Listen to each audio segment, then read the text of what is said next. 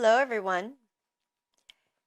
Today we are doing lesson 32. I have invented the world I see, and we will be reading today's text of chapter 4, the illusions of the ego, and we will be doing section 1, which is right teaching and right learning. It's a pretty big section today. It's like 4 pages, I think. So let's begin. Section 1, right teaching and right learning. A good teacher clarifies his own ideas and strengthens them by teaching them. Teacher and pupil are alike in the learning process. They are in the same order of learning, and unless they share their lessons, conviction will be lacking. A good teacher must believe in the ideas he teaches, but he must meet another condition.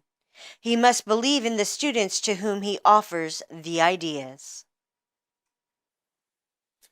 Many stand guard over their ideas because they want to protect their thought systems as they are, and learning means change. Change is always fearful to the separated because they cannot conceive of it as a move towards healing the separation. They always perceive it as a move towards further separation because the separation was their first experience of change. You believe that if you allow no change to enter into your ego, you will find peace. This profound confusion is possible only if you maintain that the same thought system can stand on two foundations.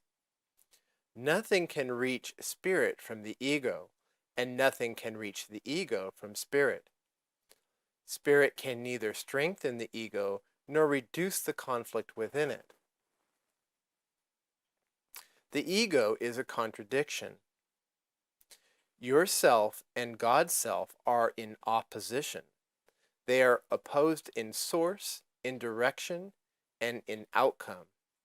They are fundamentally irreconcilable because spirit cannot perceive and the ego cannot know. They are therefore not in communication and can never be in communication. Nevertheless, the ego can learn, even though its maker can be misguided. He cannot, however, make the totally lifeless out of the life given. So, what these first 2 paragraphs are saying to me is an understanding that we are not only the teachers, but we are the students as well. And as we share the lessons that we are learning with our experiences within our lives and the understandings that Holy Spirit has brought to us, that when we share in that way, we are sharing and exuding a conviction of the truth of what it is we are believing in to be true. A conviction is conveyed in those moments that is so strong and compelling that our brothers witness it for themselves. And when we are just mimicking something someone else is doing or reading something from a book that, or, speaking about something from a book, word for word, line for line, that we've memorized. And yes, we might be believing in it, but we have no faith and trust in it because the conviction doesn't come through in those moments. And it's not until that conviction is conveyed that we know in our hearts that this is true, that our brothers can witness it. If there's no conviction there, they'll be like, yeah, whatever. They can feel it. They can hear the sound of the truth. All of us can. Something in here has it ring out that this is truth. I feel it in my bones, in the very center and essence of my being. And when I hear somebody speaking to me, talking about something they've read in a book and how it's got to be true, the first thing I do is I ask them, well, can you give me an example of how you've experienced this in your life? How has it happened that you have conviction that this is absolutely true? Because I'm not feeling it, I'm not hearing it in your voice. And 9 times out of 10, a lot of these teachers out there can't give you any examples. Believe me, I've asked. They cannot give an example of how they have experienced it in their life, how they were shown that it was the truth. And it's that kind of stuff that makes me go, okay, that doesn't feel right to me then. If they can't believe what they're saying is being true, then how can they expect me to believe them? It's why when I'm sharing with you all, I share with you from my own personal experiences of the things I have been through in my own life. I've talked to you all about my grandmother force feeding me and kicking me across the room. I've talked to you all about being raped, being molested, being beaten as a child. You know, there's another thing that I had happen to me as a kid too, right around the age of 9, where I had a teacher at my school pay students to beat me up because my mother came in to the school and chewed his ass out for telling me that my last name was not what I thought it was. Because I didn't know that the man I was calling daddy wasn't my daddy, that he was my stepfather. You see, he had been there since I was about 2 years old. I knew no different. And that was one of those things where you're supposed to go to your teachers when things are happening. Because at that same time is when I was being raped and molested. And I couldn't go to my teacher because my teacher was paying students to beat me up. I had no adult I could turn to.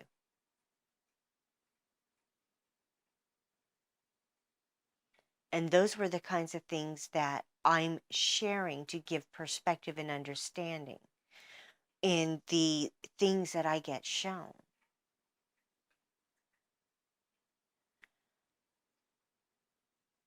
This is the type of stuff that gives you an understanding because you can feel my conviction as I convey these lessons I've learned to you.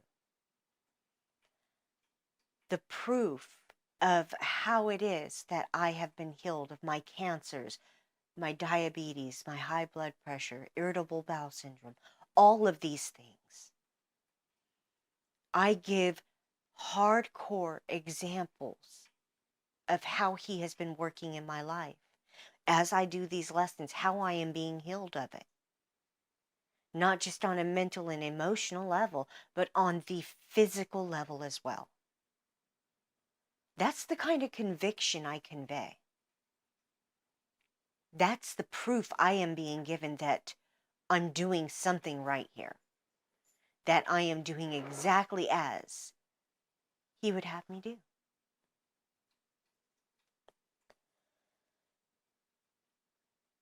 So many times we look at the stuff that is coming up and we're like, oh, no, I don't need to look at that. Honey, anytime you feel that voice coming up saying you don't need to look at that, look at it. That's your ego. Plain and simple. The ego will always tell you you don't need to look at that. You've already looked at that. There's nothing there for you to look at. If it's coming up, it's meant to be looked at. Otherwise, that cycle just keeps repeating over and over and over again in your life. Proof is in the pudding, honey. Look at the shit you keep dealing with. It happens over and over. It's like Alex talking about the cycles he was going through yesterday with feeling like he was a victim of the world he was seeing. He keeps going through these little cycles of this or that happening. And it was when he was deciding that he was wanting to do this and wanting to do that, and when he would get blocked, he'd be like, "Argh!" Well, yeah, well, and it's because I'm trying to do what he would have me do, and I'm playing this guessing game. What is it he would have me do? Would he have me buy 3 camcorders? Well, apparently not, because I was $5 short of buying 3 camcorders. So I'm using 2 camcorders and a webcam, and a blurry webcam. And so my issue is not that I want to do what I want to do. My issue is that I can't seem to figure out what he would have me do. And it'd be a lot easier if he'd just say, hey, Alex, you don't need to buy 3 camcorders. Just use 2 camcorders and your blurry webcam. That'll be enough. But no, I get to find out the hard way when I go to pay for 2 more camcorders and go, oh, guess what? You're $5 short.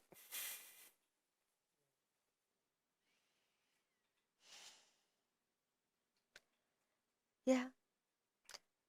Sometimes his way of getting us to stop has to be very blunt. I've ran into that brick wall a time or two myself. I try to be open to his messages. If I can't hear him speak to me, I try to get the hint. And, being $5 short, I mean, that's a pretty clear Well, indicator. and that's something else that we were talking about yesterday. There is no absolute voice that you are going to hear every single time. It's not an existential voice that's outside of you. That simply isn't how it works, folks. Yes, you may get that voice every once in a while. I can honestly say I have had it twice where I have heard Holy Spirit's voice. The first time was in my motorcycle accident back in 2000, at the end of 2004, beginning of 2005. And as I came up on that 30-mile-per-hour left-hand curve, doing 50, and my brakes failed, and I said to myself, oh my God, I'm not going to make it. What do I do? I heard a voice say, just close your eyes and relax. I had nothing but a feeling of peace and comfort.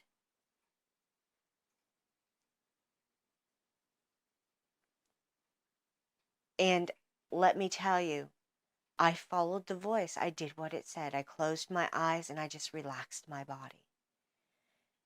When I opened my eyes back up, I was about 300 feet up the road, in the middle of the road. I apparently had followed the curve of the road, and I was still there. My bike had continuing going straight forward through the barbed wire fence and barely missing the telephone pole. But I wasn't on it. It kicked me off, and there was no reason for it to do so. The second time I heard Holy Spirit's voice was when I was arguing with him, telling him I refuse to be anybody's freaking student or anyone else's teacher. And I had gone on for about 4 or 5 months arguing with him, telling him that I wasn't going to be anybody's teacher and I wasn't going to be anybody's student, until he lost patience with me and yelled at me, telling me I do not have a choice. I will be his teacher of teachers. It is not an option.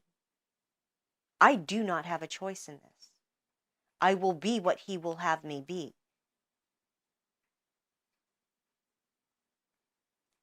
And I tell you what, you hear that voice yelling at you, you go, oh, okay.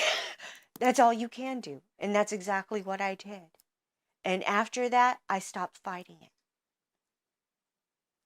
You can ask my husband. He'll tell you that entire time I was a raving freaking bitch, constantly going off on these tangents about how he's wanting me to do this, he's wanting me to do that.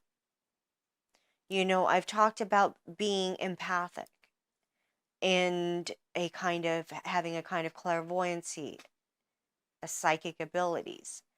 And hearing him talk to me all the time, channeling him and the things he's having me write at times, the things he has me say, I recognize I don't have a choice. I really don't. It's going to be the way it's going to be. And I might as well say, okay, if I'm going to be here, I might as well enjoy the ride. Embrace it fully. There's no sense in me continuously fighting it. And as I did this, I've had so many things fall away. So many things. And keep in mind, folks, I've only been doing this course for now it's 4 years. So back when I had that motorcycle accident, we had been talking about whether or not there were guardian angels. We had been debating it back and forth. And let me tell you, it was pretty awe-inspiring for me to hear that voice and to live through that accident. Because for all intents and purposes, I was being told that I shouldn't have been thrown from the bike. And if I had stayed on the bike, I would have been decapitated. I'd be dead right now. No joke. It is what it is. All right, let's move on. 3. Spirit need not be taught, but the ego must be. Learning is ultimately perceived as frightening because it leads to the relinquishment, not the destruction, of the ego to the light of spirit. This is the change the ego must fear, because it does not share my charity. My lesson was like yours, and because I learned it, I can teach it. I will never attack your ego, but I am trying to teach you how its thought system arose. When I remind you of your true creation, your ego cannot but respond with fear. And it does, folks. It absolutely does. As I was being shown the things that I was being shown, my ego had me in so many levels of fear. It was just awe-inspiring and mind-boggling. And it's as I was looking at these things and he was showing me the truths of what I had been doing, what I had been believing in regards to all the crap that happened to me as a child, that he was showing me all of the garbage, all of the baggage I was carrying around with me all my life. And that's basically what he's been having all of us do here, is start to look at the baggage we are holding on to as being truth, of having value. Because none of that baggage is necessary or needed.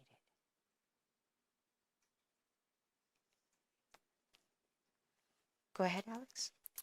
Teaching and learning are your greatest strengths now, because they enable you to change your mind and help others to change theirs. Refusing to change your mind will not prove that the separation has not occurred.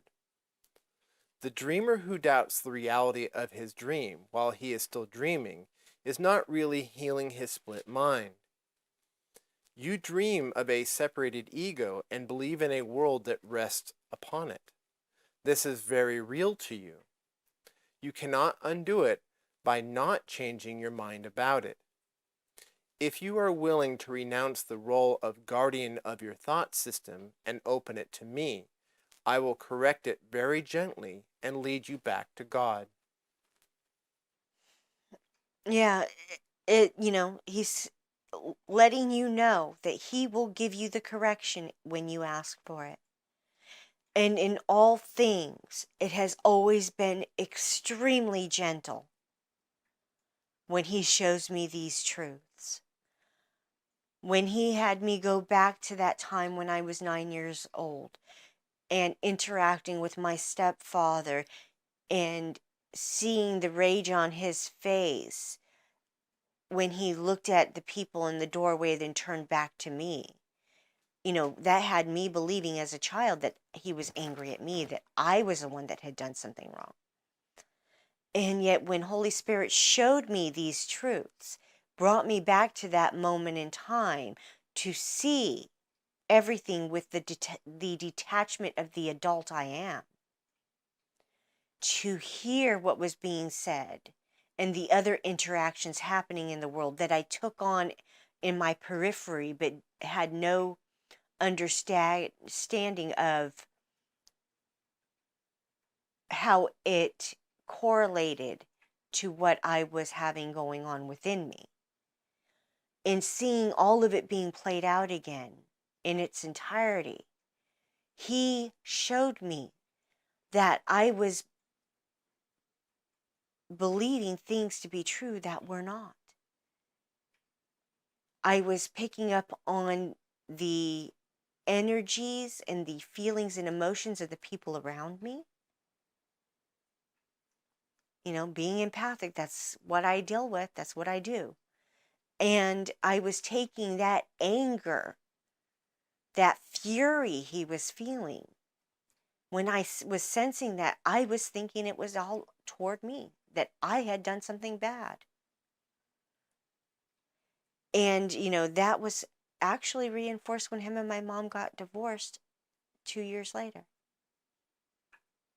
About a year and a half later, actually. It reinforced that I must have done something wrong.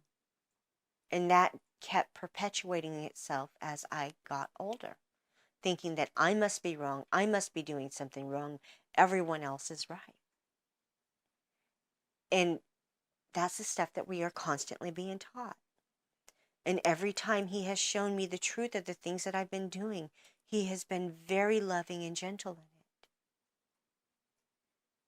Taking me back to those moments as the adult I am now, to see these things being played out with total detachment.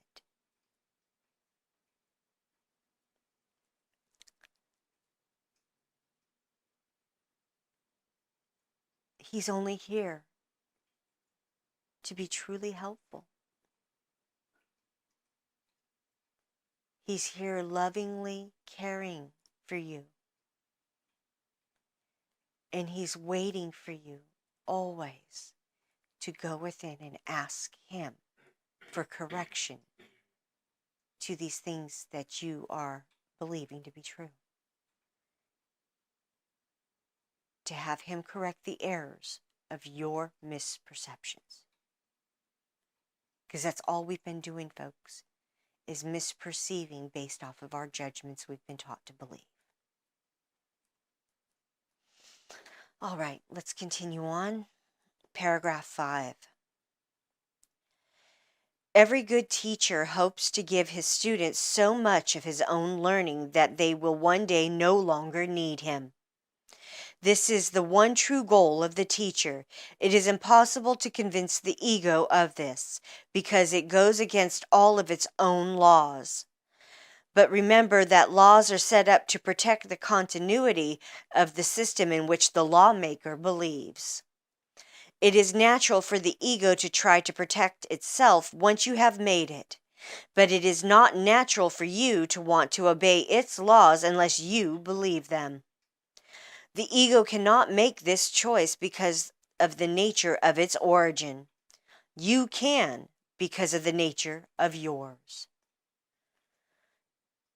So, in sharing the things that you have experienced and the lessons you have learned, the understandings you are given, when you share those and extend those lovingly to your brothers will then start going within and looking at the things within themselves that they have been believing in. And as they start that journey, slowly they will stop coming to you or anyone else looking for the truth, which is exactly as it needs to be. There comes a point, folks, where all of us stop looking outside of ourselves for the truth. We have learned to start going within and looking inside ourselves for the truth. And it does take a while. It took me 1 year, 3 months before I started making that understanding for myself and had it clicking in fully. Doing this course for an entire year, then 3 months after that, it finally clicked in what he was talking about for me. But understand, for me, I have always been a self-analyzing being. I could never trust anyone outside of me because every time I tried listening to someone else, I would hear their lies, their intent, and I couldn't believe it. I could not believe the things they would say to me. I would always analyze everything I was thinking and believing and feeling and experiencing, trying to figure out why it was I was feeling the way I was.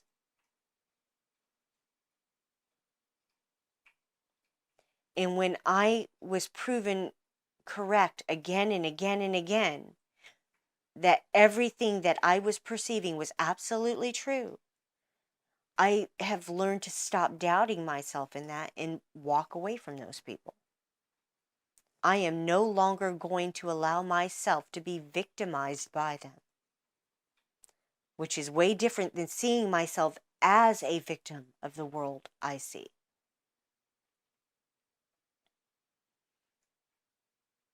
By allowing them to be the way they were and treating me the way they were, I was accepting the abuses, thereby doing it all to myself.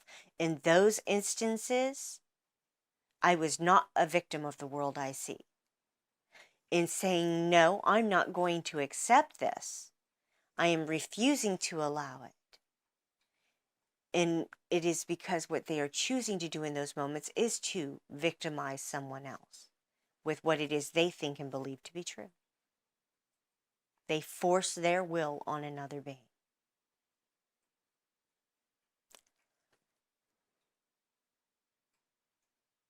That's why it's talking to us about it goes against everything we feel inside.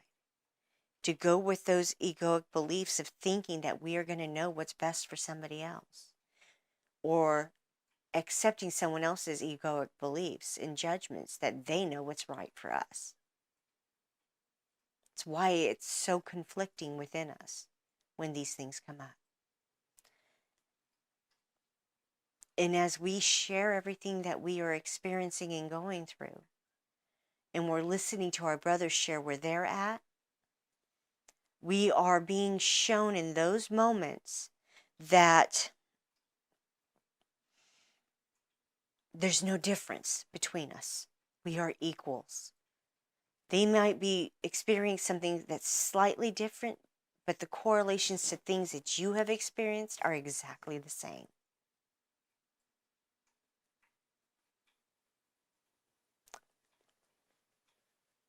Let's move Egos can clash in any situation, but spirit cannot clash at all. If you perceive a teacher as merely a, quote, larger ego, you will be afraid, because to enlarge an ego would be to increase anxiety about separation. I will teach with you and live with you if you will think with me, but my goal will always be to absolve you finally from the need for a teacher. This is the opposite of the ego-oriented teacher's goal. He is concerned with the effect of his ego on other egos, and therefore interprets their interaction as a mean of ego preservation. I would not be able to devote myself to teaching if I believed this, and you will not be a devoted teacher as long as you believe it. I am constantly being perceived as a teacher either to be exalted or rejected, but I do not accept either perception for myself. What it was saying here, egos can clash in any situation, but spirit cannot clash at all, is absolutely true. Think about it. Anytime you start discussing something with someone about spirituality, politics, religion, arguments ensue. And it's because of people feeling they have this need to defend what they are believing in to be true. Yes, Holy Spirit. The truth does not need defending because the truth will stand on its own. It needs nothing to bolster it or hold it up. It will stand there on its own with nothing to support it but itself. Yeah, the truth does not need defense. That comes directly from Holy Spirit, folks.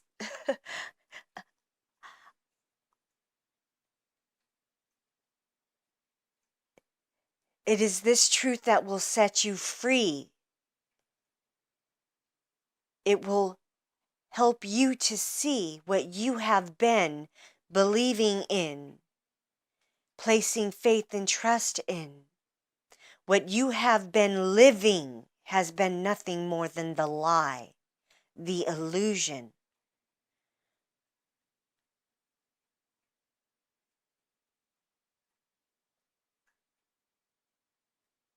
Wow. Okay. Yeah. Yeah, that's the kind of stuff that I go through sometimes.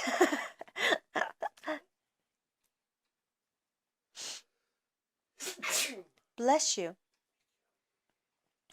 All right, we're moving on to 7.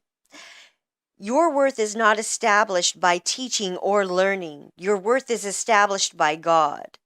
As long as you dispute this, everything you do will be fearful, particularly any situation that lends itself to the belief in superiority and inferiority. Teachers must be patient and repeat their lessons until they are learned. I am willing to do this because I have no right to set your learning limits for you. Again, nothing you do or think or wish or make is for you. Excuse me. Let's try this again.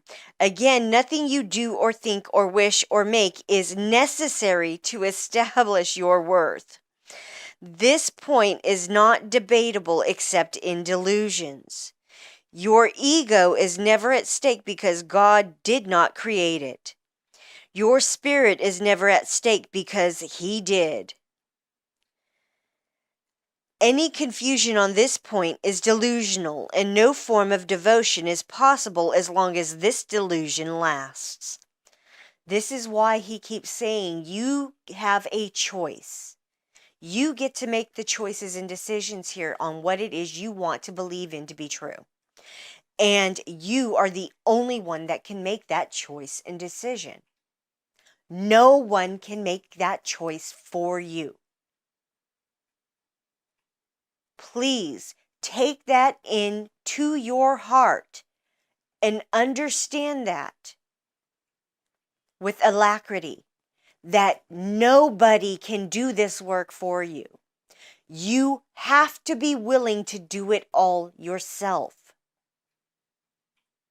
You have to be willing to go within and look at all of this crap that you are experiencing and have experienced throughout your life, not just the here and now. Because everything you're experiencing now was from when you were young and you were taught it. And it's only been getting reinforced again and again because it's what everyone else was taught to believe as well. And until you willingly go in and do this, you stay in your hell of belief. No one can do the work for you, folks. You got to do it yourself. You got to accept that you are doing all of this to yourself with everything that you are believing in to be true.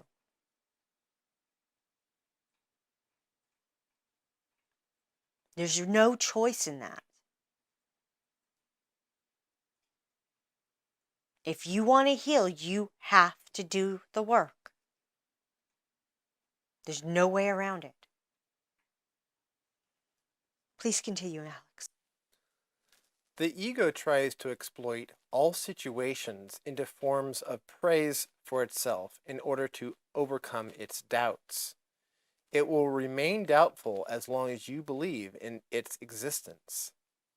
You who made it cannot trust it because in your right mind you realize it is not real. The only sane solution is not to try to change reality, which is indeed a fearful attempt, but to accept it as it is.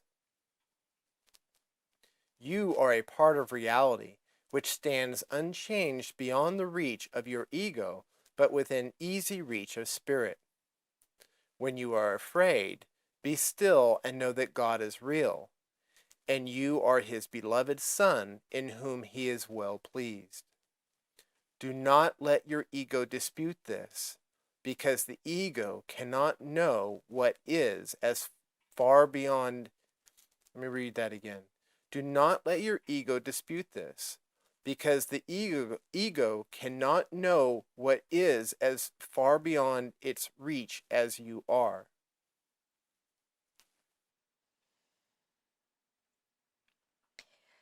Yeah. The ego does try to exploit every single situation we find ourselves in to instill more shame, fear, guilt, to prolong the purgatory we have been placing ourselves in. And it seeks for the approval of everyone and anyone outside of itself. It's why we are constantly asking for someone else's opinion, for someone else to judge us on this and that.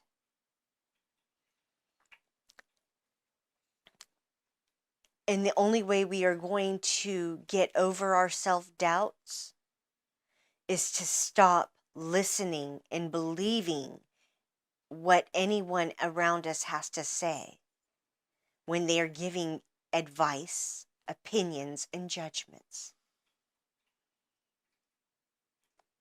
This is part of the undoing. Letting go of this stuff that is no longer of value to us. Growing up, it was valuable because it kept us from getting the abuses that many of us were getting. Like for me, the beatings. When I conformed and started believing the things that they wanted me to believe and mimicking and repeating them to them, I stopped getting beat on. Pretty powerful reinforcement there. Disagree with them and get the shit beat out of me. Agree with them and they're hugging and loving on me. No brainer there, folks. Even if deep down in my heart I felt all of it was a lie and wasn't true. That it was wrong fundamentally for me to do so.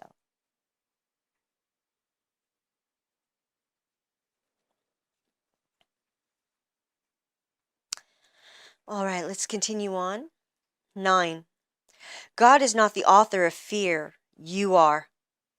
You have chosen to create unlike him and have therefore made fear for yourself. You are not at peace because you are not fulfilling your function. God gave you a very lofty function that you are not meeting. Your ego has chosen to be afraid instead of meeting it. When you awaken, you will not be able to understand this because it is literally incredible. Do not believe the incredible now. Any attempt to increase its Believableness? Thank you. So, do not believe the incredible now. He is telling you folks, do not believe in this stuff arbitrarily and blindly. Okay? Any attempt to increase its believableness is merely to postpone the inevitable. The word inevitable is fearful to the ego, but joyous to the spirit. God is inevitable, and you cannot avoid him any more than he can avoid you.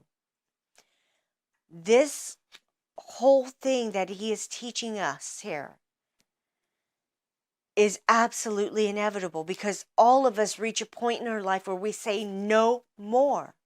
I have had enough of this pain and suffering. I want to do and see things differently. Show me a better way. It's just like I was sitting there that day in my kitchen, screaming at my father, telling him, I have hated you all my life. Either you show me how the hell to get out of this shit that I'm in without wading through a bunch of bullshit, or I'm gonna check out. I will kill myself. I will take all of those freaking pills them doctors have me on and just end it all here and now. I am tired of being in pain and suffering. And when I reached that bottom, I chose to listen.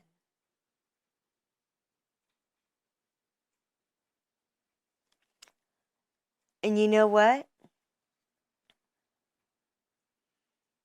That is also when I learned that I had a voice within me when he spoke, that I could hear, that brought forth the understandings.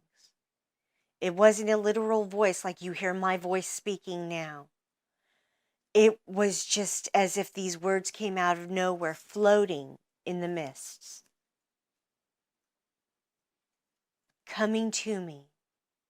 Sometimes it's almost audible what I'm seeing in feeling and hearing within me. And other times it is an audible voice.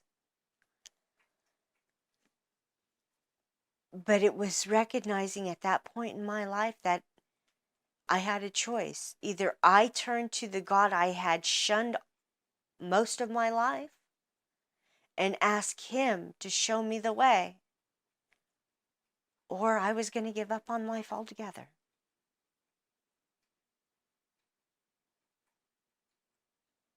And he showed me the way, folks. And I've been following him every step since that day. Please continue, Alex. The ego is afraid of the spirit's joy, because once you have experienced it, you will withdraw all protection from the ego and become totally without investment in fear. Your investment is great now because fear is a witness to the separation, and your ego rejoices when you witness to it. Leave it behind. Do not listen to it, and do not preserve it. Listen only to God, who is as incapable of deception as is the spirit he created. Release yourself and release others. Do not present a false and unworthy picture of yourself to others, and do not accept such a picture of them yourself.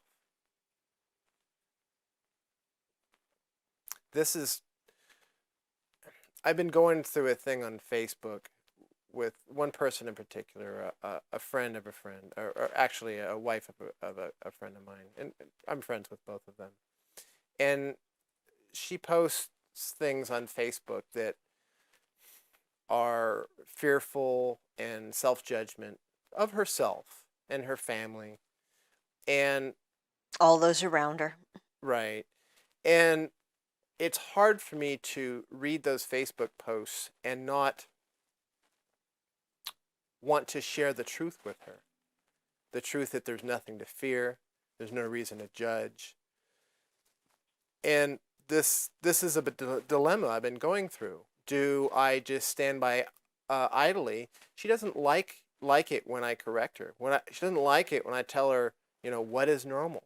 Normal's but a judgment, you know. And this is something that I've been praying for an answer for. I haven't gotten it yet. Well, actually, I was sharing with you last night um, about the understanding that I've been given about that. That everything that I share is based off of my own personal experiences as the example. I share with you my personal experiences and how he has shown me the truth of my misperceptions, how he has pointed them out to me clearly, concisely, what it is that was happening at that time, what it is I am thinking and believing at that time, and have been enacting on myself. And the truth of what it was that was actually going on, how I was judging it and misperceiving it. And each time that I share in that way, I am showing them the truth and why it's the absolute truth. I'm not just saying some words that I have no conviction in because I haven't seen it. I haven't had it proven to me yet because I haven't experienced it. We extend to our brothers the conviction of the things that we have experienced in the understandings that we've gotten from those lessons. And without that conviction behind it, you feel no weight of truth to it. And it matters not if a person has a different faith and belief than you. Truth is truth. If you are able to speak it with absolute clarity as to why it is this way, with examples as to why it is this way for you, there's nothing they can argue with. You experience what you experience. This is why it's truth, folks. No one can tell you what it is you are experiencing. Only you know what it is that you're experiencing. This is why you are the only one that can go in and do this work. No one can do it for you. And as I'm saying this, you can feel my conviction as I say these words, because I know of them to be the absolute truth.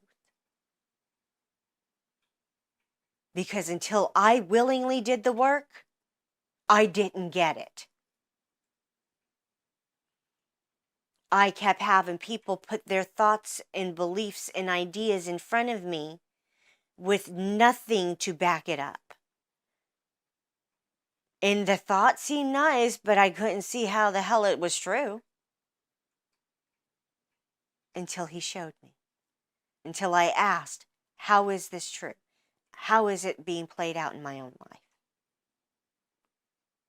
But I had to willingly look and do the work. I had to ask for that correction.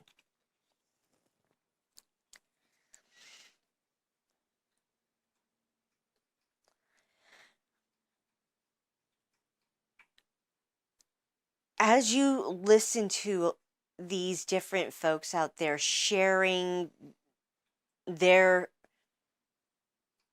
take on what this lesson is saying or this guru is saying,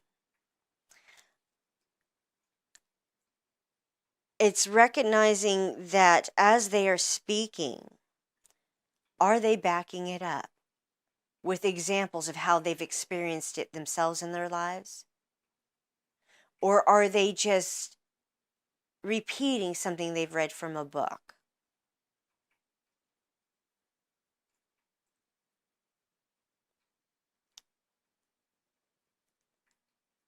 It's when there's no conviction behind it that you feel the falseness of what they're saying.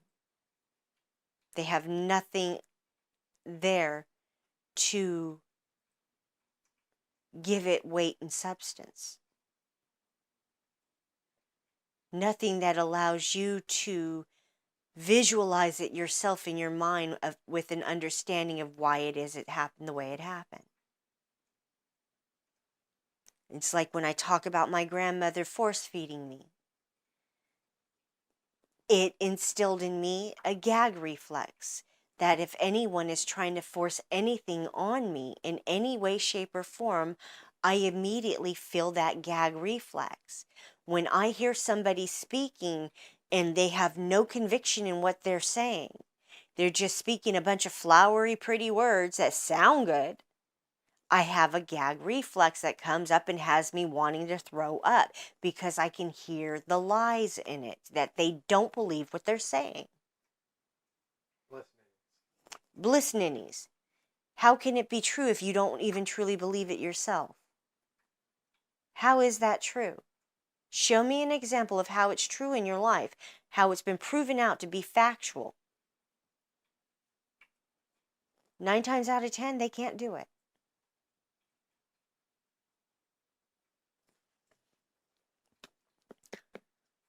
I had someone not too long ago ask me how it is that everything I've been through has been of benefit to me.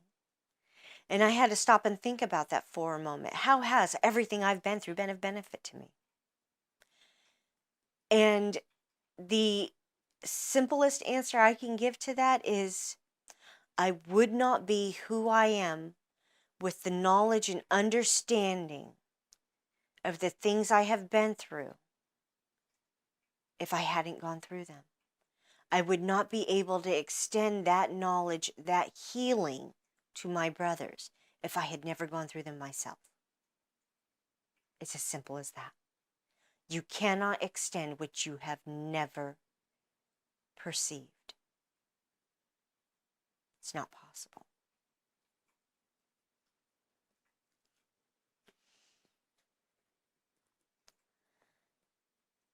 Continuing on. Paragraph 11. The ego has built a shabby and unsheltering home for you because it cannot build otherwise. Do not try to make this impoverished house stand. Its weakness is your strength. Only God could make a home that is worthy of his creations who have chosen to leave it empty by their own dispossession. Yet his home will stand forever and is ready for you when you choose to enter it. Of this you can be wholly certain. God is as incapable of creating the perishable as the ego is of making the eternal. Okay, I need to point something out here. That last sentence, God is incapable of creating the perishable. The first part of that sentence, think about that for a moment. Seriously, think about that. He cannot create the perishable. What is death but the perishable? So there is no death. There is no death. If he is creating these bodies we are in, this planet we are on, that means that we do not have to lay aside these bodies if we do not choose to. They do not need to age. They do not need to have diseases and sickness either. All of that is based off of the choices of the things we are choosing to believe in and hold forth as being the absolute truth. Well, the way I understand it is God did not create this world. That this world was created when Adam fell into a deep sleep. That this world that we're in is all a dream, all an illusion. Mm-hmm. Well, here's a question for you. If Adam was in the Garden of Eden, that means it was created before he fell asleep. Right. That means it's real, it's here. But this world is not a world of the Garden of Eden. Okay, now what I keep getting told by Holy Spirit is it is our misperceptions that create the world that we perceive to be here. That is the illusion. There is a real world here, but we are blinded by right, our illusions. by our illusions, right. Okay, and that is what folks aren't getting. This world is very freaking real. Right. It is the way we are perceiving it that is not. Let go of your beliefs and what you think is or is not real here. Let go of everything that you believe to be true here, and you will be shown how real this world actually is. Right. I get it. I'm getting an image of a filter, like you put on a lens of a camera. That it's like a layer over what's real. Exactly. And that is where everybody keeps effing up. I want to say the other word, but I'm being nice about it. And believe me, folks, I have got quite the mouth on me. I was raised around military men and bikers. And sailors. Military men. Military men. And sailors. That's what a sailor is. All right. A military man. Okay. You figure, he was in the Navy, switched branches to the Coast Guard, my stepfather. My father was a Marine. I had uncles that were in the Air Force. I had uncles that were in the Army. My son is in the Army. I just wanted to clarify why it is you have a mouth of a sailor. No, honey. I have a mouth of honesty. Okay. Honesty and integrity without bullshit. I speak the truth and only the truth. I cannot lie anymore. When I do, I get really, really freaking sick. If I try to hold back and be disingenuous, be anything other than completely authentic and honest, I make myself sick. My body instantly rebels.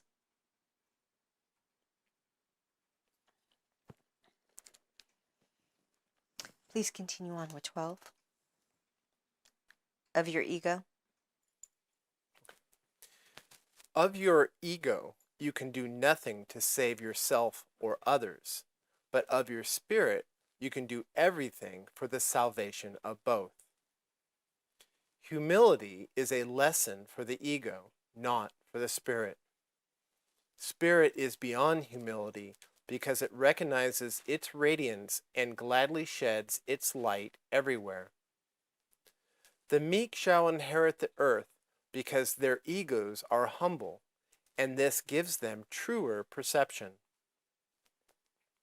The kingdom of heaven is the Spirit's right, whose beauty and dignity are far beyond doubt, beyond perception, and stand forever as the mark of the love of God for his creations, who are wholly worthy of him and only of him.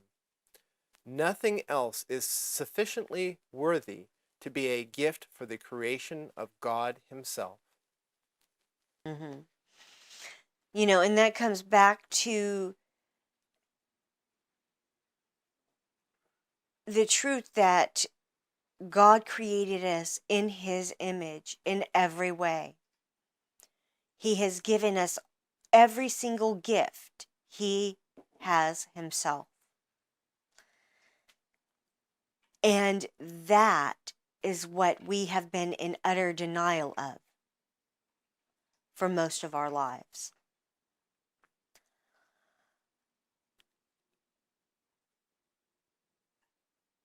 You know, the other day, there was an interaction happening between me and Alex and some other folks on some of these videos that we've been doing. And Alex and one of his buddies were talking about something I had written to that person. And in their mind, it was harsh. And what was it that you guys had said, that it seemed harsh and Oh, your response seemed harsh when you pointed out the person was being egoic in their responses. mm-hmm. And yet that same person came back telling me how kind and gentle I was being. And there is no kind and gentleness here. There is no being mean here either.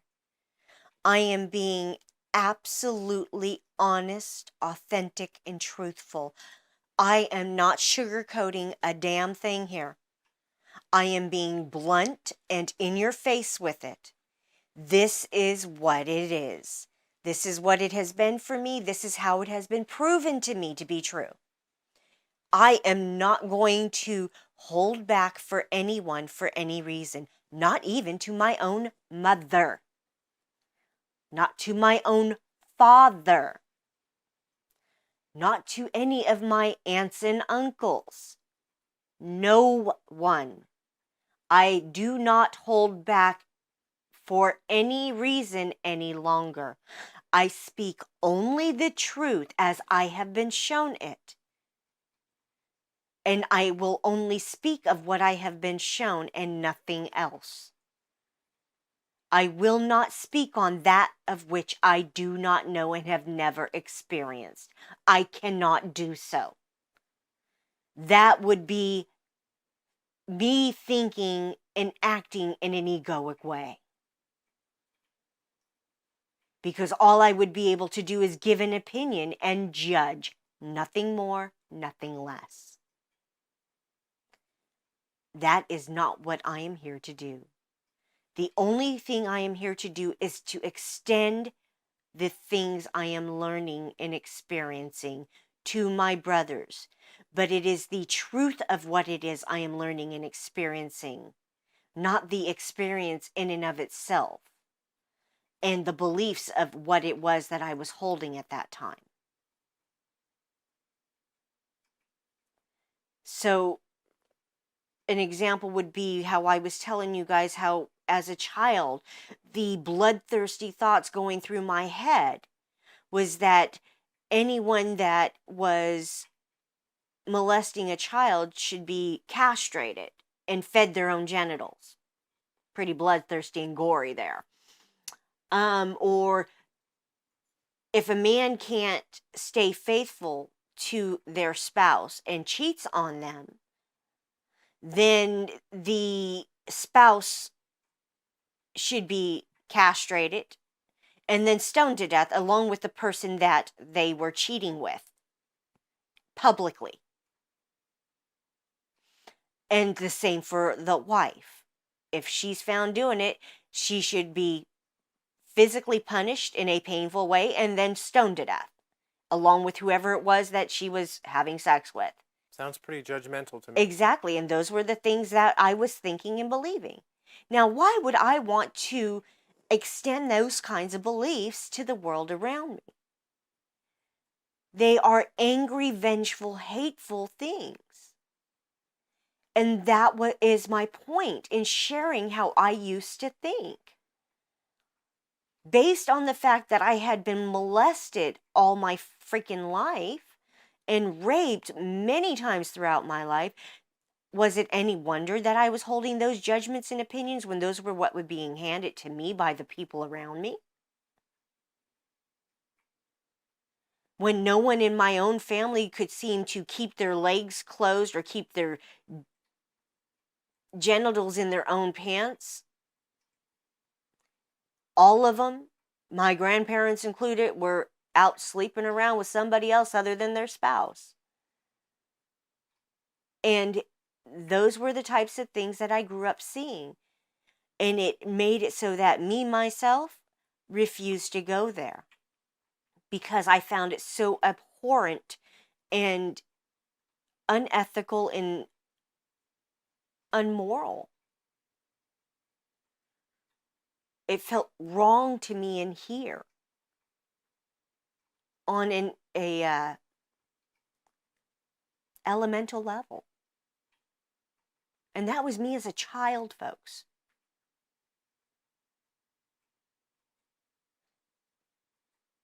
Those were my thoughts and beliefs back then. That people like that deserved to be punished. And I wanted to have them feel the same pain and anguish I was continuously experiencing.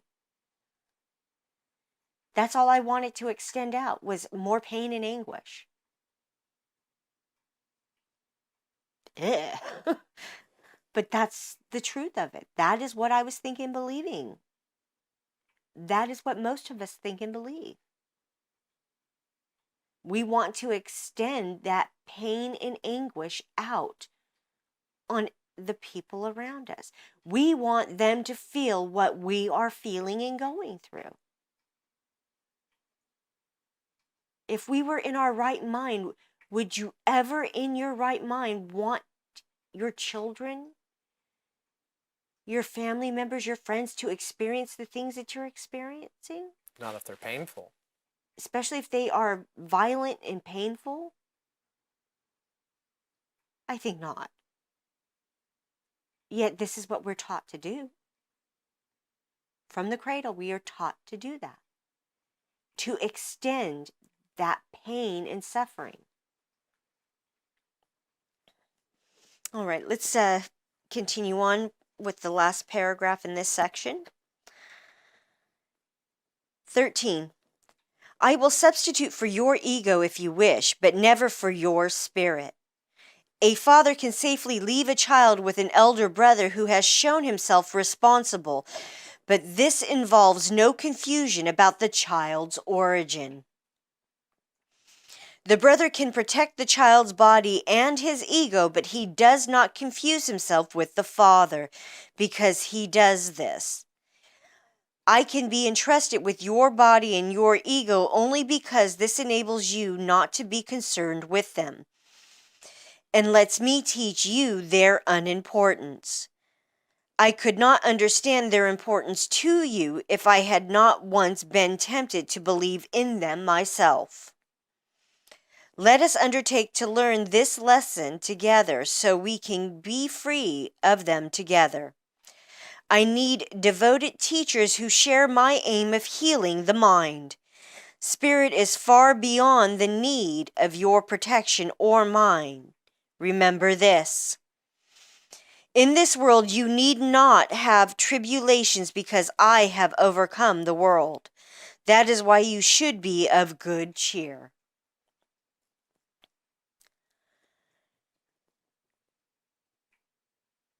And, being that this whole course was a channeling of Jesus, Yeshua,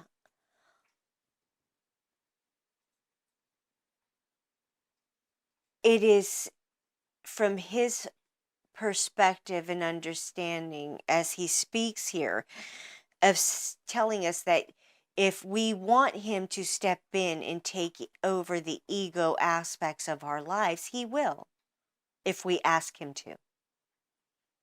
But he cannot take over the essence of our spirit. Or free will. It's because of free will.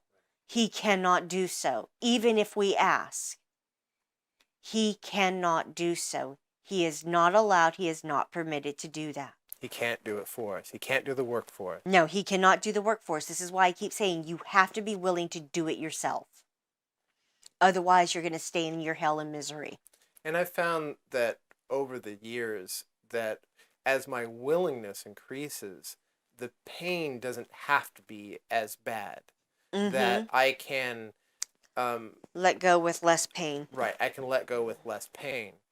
Now, it doesn't mean I don't experience pain, because I still do. All right. So we are now moving on to lesson 32. I have invented the world I see. Today we are continuing to develop the theme of cause and effect. You are not the victim of the world you see because you invented it. You can give it up as easily as you made it up. You will see it or not see it as you wish. While you want it, you will see it. When you no longer want it, it will not be there for you to see.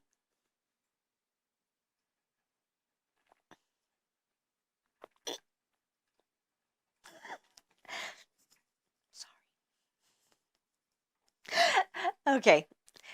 It really, it's like it's telling you you got the choice here. When you are tired of the pain and suffering and you decide to choose again and choose differently, everything that you're thinking and feeling and experiencing will start falling away to never appear again. It won't be able to come back because you've healed it. The idea for today, like the preceding ones, applies to your inner and outer worlds, which are actually the same. However, since you see them as different, the practice periods for today will again include two phases, one involving the world you see outside you, and the other the world you see in your mind. In today's exercises, try to introduce the thought that both are in your own imagination. And this just locks in, folks, what we've been talking about, how we project out what we are seeing and thinking and believing in our heads, creating it in the world around us. And this is locking that in, that is exactly what we have been doing. It's all in our heads, everything that we think, feel, and experience here. Again, we will begin the practice periods for the morning and evening by repeating the idea for today 2 or 3 times while looking around at the world you see as outside yourself. Then close your eyes and look around your inner world. Try to treat them both as equally as possible. Repeat the idea for today unhurriedly as often as you wish, as you watch the images your imagination presents to your awareness. For the two longer practice periods, 3 to 5 minutes are recommended, with not less than 3 required. More than 5 can be utilized if you find the exercise restful. To facilitate this, select a time when few distractions are anticipated and when you yourself feel reasonably ready. These exercises are also to be continued during the day, as often as possible. The shorter application consists of repeating the ideas slowly as you survey either your inner or outer world. It does not matter which you choose. The idea for today should also be applied immediately to any situation that may distress you. Apply the idea by telling yourself, I have invented this situation as I see it. All right, folks, we've given you a lot of material today to look at and to ponder. As we keep saying, do the work. Only you can do this work. No one can do it for you.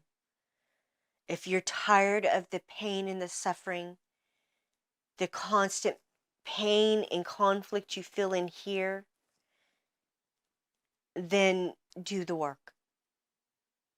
This was lesson 32. I've invented the world I see, with chapter 4, the illusion of the ego, and section 1, right teaching and right learning. Thank you for joining us today. My name is Sabrina Reyenga. And I am Alex Reyenga. Have a wonderful day. We will see you all again tomorrow. Hugs, love, light, and blessing. Namaste.